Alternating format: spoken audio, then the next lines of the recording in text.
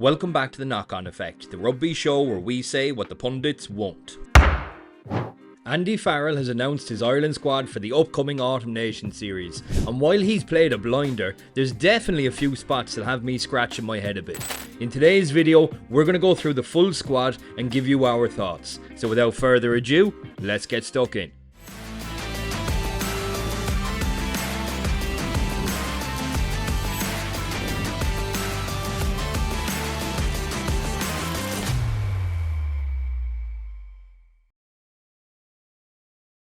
Right lads, straight in, no kissing. We're not messing around today.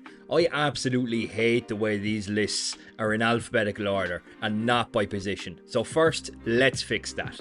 Now, much better. I have to say, this is a fine looking squad. And spoiler alert, bar one or two bits, this looks like the best Ireland squad Andy Farrell has named in years. We've seen a lot of players hang up their boots in the last year or two, and that's allowed some fresh faces into the team. Sorry to interrupt, but if you could take this chance to hit subscribe, I'd really appreciate it. It goes a massive way in us creating more of this kind of unfiltered rugby content. Back to it. Right, so jumping into the front row, we all know Andrew Porter, Dan Sheehan and Tadhg Furlong are our starters, right?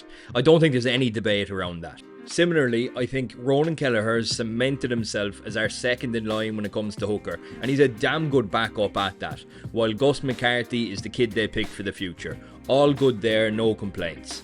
Jack Boyle and Paddy McCarthy at loose head then. I don't hate it. I think Michael Milne can feel a little bit hard done by. Given his injury record and the strength that Leinster have there, I can see why they let him go, but I do think he's much more mobile than Boyle and McCarthy. That being said, they're both talented young props, and I think you can more than justify their inclusion. At tight head then, Bealham and Clarkson are the backups, and I think these two are a lot closer in terms of competition. Bealham is the tried and tested option, while Clarkson is showing a lot of potential. I think Ollie Yeager, while having the best tash in all of sports, is still a stretch of truly consistent games away from being justified of even included in this conversation.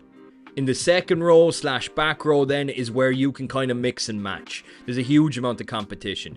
Joe McCarthy and Cormac Izachuku have been ruled out with injury, so I reckon our best pairing is likely Tadhg Byrne and James Ryan. Now Ian Henderson is still there. If you've been following the channel for long enough, you know how I feel about this one.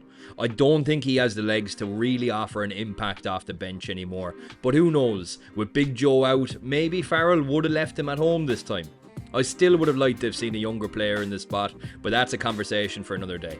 Thomas Ahern gets the nod and you love to see it. Hopefully he takes the opportunity by the scruff of the neck, but something tells me he'll be lucky to get a few cameos. Who we start at 8 will help determine the back row. Van der Fleer slots straight in at 7, he's the most sure. If Doris is fit and starts, I drop Conan into 6. Baird, Prendergast and Timoney make up the cover. Baird is a bit up and down performance wise for my liking. Prendergast is a damn good player and I just hope he actually gets minutes. And Timoney, similar to Ahern, fingers crossed he gets an opportunity. Moving on to the backs. Gibson Park is our starting scrum half, but I genuinely do think that Casey is seriously breathing down his neck. If Farrell is truly interested in building depth in positions, then I think Casey has to be given minutes here.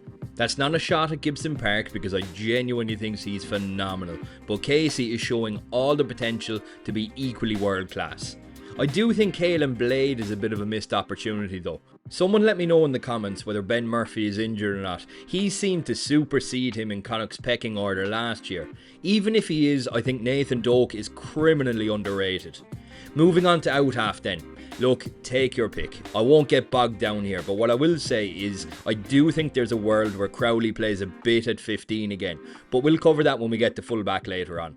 In the centres, we've Bundy, Henshaw and Ringrose, and they'll all share minutes as starters, I suspect.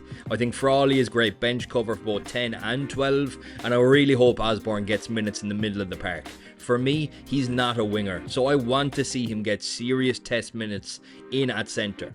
McCluskey always seems to get in these squads just like Henderson, and I'm sorry, no disrespect, but I think we've seen his ceiling and it's not test level rugby. Do we not have enough centres here though, no?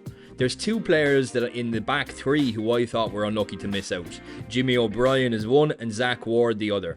Either of them could use the international experience. I think they would have been better choices. Wrapping it up with winger and fullback, similar to second back row, I think this is where there's going to be the most competition for places. Lowe is the most sure on one wing, and with Keenan out injured, do you play Hansen on the other, or do you play him at fullback? Stockdale looks like he might be asked to do a job here. Tommy O'Brien then is our winger for the future, so no problems there. Right, so that wraps up our thoughts on the team. Let's take a look at the fixtures. This is going to be a tough block of fixtures coming up, with this being our last chance to either improve or scupper our World Cup seeding. This feels like a really important few weeks for Irish rugby. What do you guys think? Did Farrell make the right calls? And is this the squad that's going to get us over the line? We'll be back over the weekend to give our reaction to a blockbuster weekend of URC games. So be sure and hit the bell icon so you don't miss a beat. As always, cheers for watching. Catch you at the next one.